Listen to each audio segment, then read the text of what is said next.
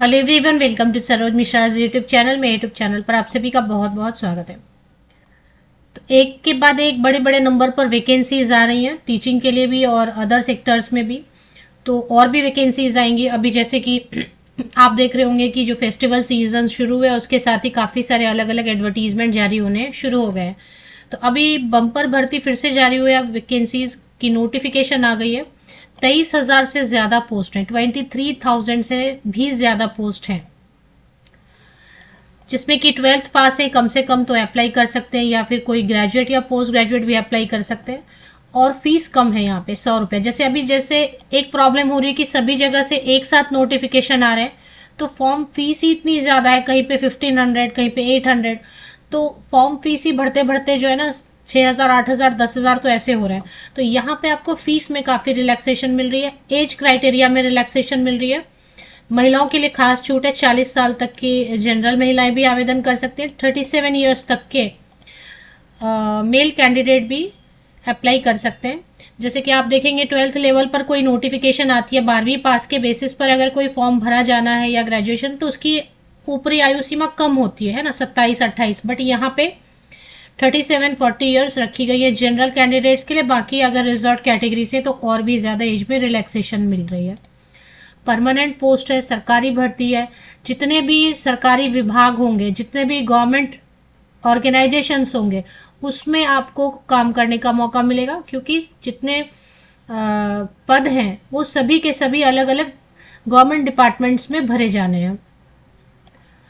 Bumper notification है बिहार कर्मचारी चयन आयोग की तरफ से।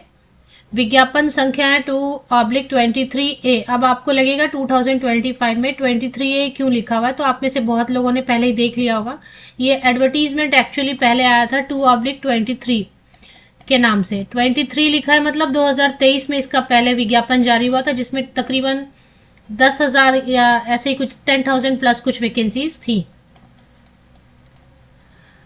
तो उसको जो है उस अभी रीओपन किया गया है। तो जिन्होंने पहले फॉर्म भरा था उनको नहीं भरना है, और फिर भी अगर अपडेट करने का ऑप्शन आएगा तो आप अपडेट कर लेना, जिन्होंने पहले फॉर्म भर लिया है 2023 में। बाकी कैंडिडेट, नए कैंडिडेट मौका मिल रहा है। फॉर्म भरे तो पहले जो 10,000 वैकेंसीज थी उसको बढ़ा के अभी 23,715 या कुछ इस तरीके से चेक कर लेते, 23,715 के अराउंड वैकेंसीज आ गई हैं। तो बिहार कर्मचारी चयन आयोग की तरफ से नोटिफिकेशन का नाम ही है पदों पर नियुक्ति हेतु आयोजित की जाने वाली द्वितीय इंटर स्तरीय। तो इंटर स्तरीय का मतलब ही है कि 12th मिनिमम आपने आर्ट्स, साइंस या कॉमर्स किसी स्ट्रीम से 12वीं पास, 12th पास, जूनियर कॉलेज जो भी आप बोलना चाहे पास किया, या फिर आप ग्रेजुएट हैं या फिर आप पोस्ट ग्रेजुएट हैं, तो आप अप्लाई कर सकते हैं। उसी विज्ञापन का नाम बदल के फिर से 2/23A करके निकाला है एडवर्टीजमेंट विज्ञापन। और इसमें 12th पास मिनिमम अप्लाई कर सकते हैं। आप ग्रेजुएट हैं, अप्लाई करना चाहते हैं तो करें, क्योंकि सरकारी विभाग में सारी भर्तियां होने वाली हैं। bssc.bihar.gov.in के ऑफिशियल वेबसाइट पे, हाँ मैं कुल संख्या बता रही थी 23,715 बोल रही थी, 715 नहीं है, 23,175 है।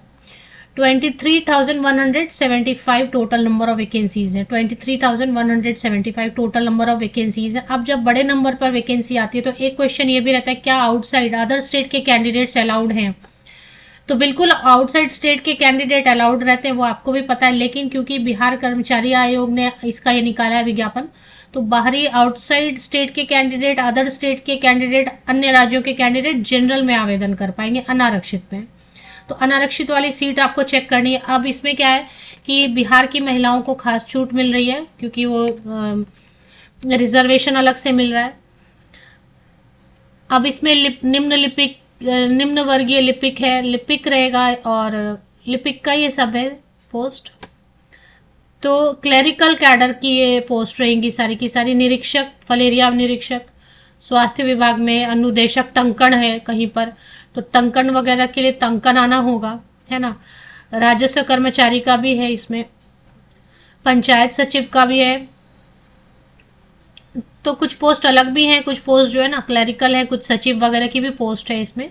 सभी के लिए 12th पास ही मांगा गया। हाँ, किसी किसी में थोड़ा सा अलग आप देखेंगे, जैसे कि अभी कणीय क्षेत्रीय अन्वेषक है, तो अन्वेषक है तो फिर इसमें इंटरमीडिएट में मैथमेटिक्स या फिर इकोनॉमिक्स या फिर स्टैटिस्टिक्स एक सब्जेक्ट जरूर होना चाहिए। तो कुछ पोस्ट के लिए, एक दो पोस्ट के लिए आपका थोड़ा सा अलग रहेगा। बाकी जहाँ पे आप टंकण है तो वहाँ टंकण आपको आना चाहिए, मतलब टाइपिंग आनी चाहिए। यहाँ कहीं पे आशुलिपिक है तो आपको स्टेनोग्राफी आनी चाहिए। सर्टिफिकेट कहीं नहीं मांग रहे हैं। कुल मिला के देखें, हर विभाग में, ये सब सरकारी विभाग हैं, जितने सरकारी विभाग हैं बिहार में, उन सब में अभी इलेक्शंस हैं तो इसके लिए भी वैकेंसीज निकाली जा रही हैं। तो बहुत ही लंबी चौड़ी लिस्ट है। अभी 5वीं 6ठी पेज पर स्क्रॉल कर रहे हो तो अभी तक नोटिफिकेशन में आप देख रहे होंगे केवल पोस्ट ही पोस्ट दिखा रहे हैं। पेज नंबर 7 पर भी पोस्ट ही दिखा रहे हैं। इसमें बिहार की महिलाओं के लिए अलग से रिजर्वेशन है, क्योंकि उसका रूल ही आया था ना, लॉ आया था कि अभी बिहार की महिलाओं को। तो अब आगे फाइनली हम टोटल पेज नंबर 9 तक केवल जो है ना वैकेंसीज की ही बात की है, अलग अलग डिपार्टमेंट में, गवर्नमेंट डिपार्टमेंट में। टोटल कुल मिला के 23,175 पोस्ट है, 23,175। इसमें दिव्यांगजनों के लिए भी अलग से रिजर्वेशन है। तो इसमें अब आगे की चीजें चेक करेंगे, क्योंकि क्वालिफिकेशन क्या है वो तो मैंने आपको बता दिया। न्यूनतम शैक्षणिक योग्यता, ऑनलाइन आवेदन समर्पित करने की अंतिम तिथि तक अभ्यर्थियों को मान्यता प्राप्त संस्थान से इंटरमीडिएट या समकक्ष एवं उपरोक्त तालिका में वर्णित पदों के सामने उल्लिखित न्यूनतम शैक्षणिक योग्यता में उत्तीर्ण होना अनिवार्य। तो जो लास्ट डेट है वो कट ऑफ डेट है कैलकुलेशन के, मतलब देखने के लिए कि आपका जो क्वालिफिकेशन वगैरह है वो कंप्लीट हो चुका है या नहीं। तो वो कट ऑफ डेट है लास्ट डेट ऑनलाइन एप्लीकेशन की।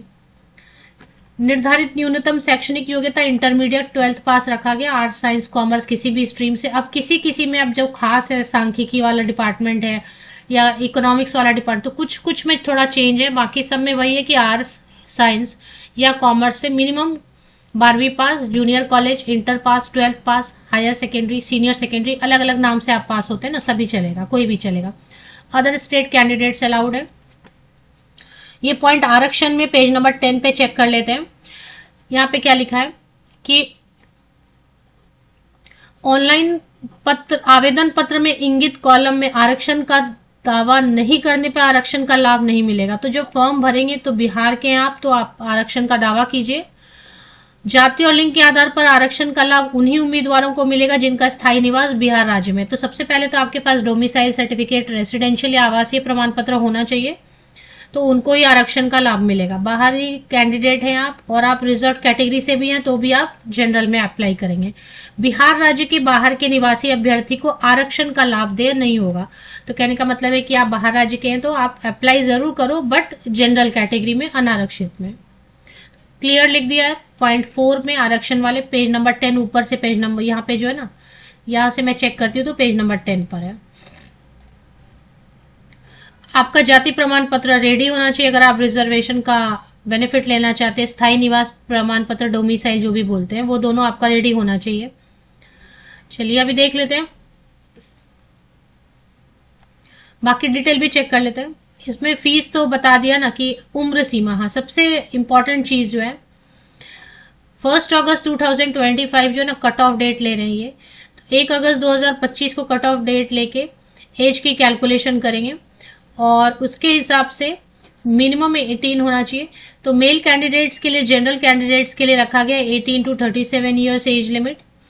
और अगर फीमेल कैंडिडेट है अनारक्षित, देखिए फीमेल मतलब अगर आप अदर स्टेट के भी फीमेल हैं या फिर आप बिहार के हैं फीमेल कैंडिडेट और ST SC हैं, बिहार नहीं, ST SC नहीं, पिछड़ा वर्ग और अत्यंत पिछड़ा वर्ग है, पुरुष या महिला बिहार के, या फिर आप बिहार के बाहर के या बिहार से ही अनारक्षित कैटेगरी से, सभी के लिए 18 to 40 ईयर्स एज लिमिट। तो अगर 12th लेवल की वैकेंसी आती है ना तो एज लिमिट आपने देखा होगा सभी डिपार्टमेंट में बहुत कम रहती है, 27 28 अपर एज लिमिट रहती है। उसमें तो बहुत लोग अप्लाई नहीं कर पाते हैं, तो इसलिए अदर स्टेट के कैंडिडेट भी अप्लाई करें। 100 रुपये फीस है बस, 100 rupees. ST SC male and female candidate के लिए 18 to 42 ईयर्स एज लिमिट रखी गई है। दिव्यांग कैटेगरी सभी कोटि के दिव्यांग अभ्यर्थी के लिए मिनिमम 10 ईयर्स की छूट है, तो 18 to 50 ईयर्स हो गया PWD कैंडिडेट्स के लिए, सॉरी इसमें 37 लिखा है ना मेल कैंडिडेट्स के लिए, तो 18 to 47 ईयर्स।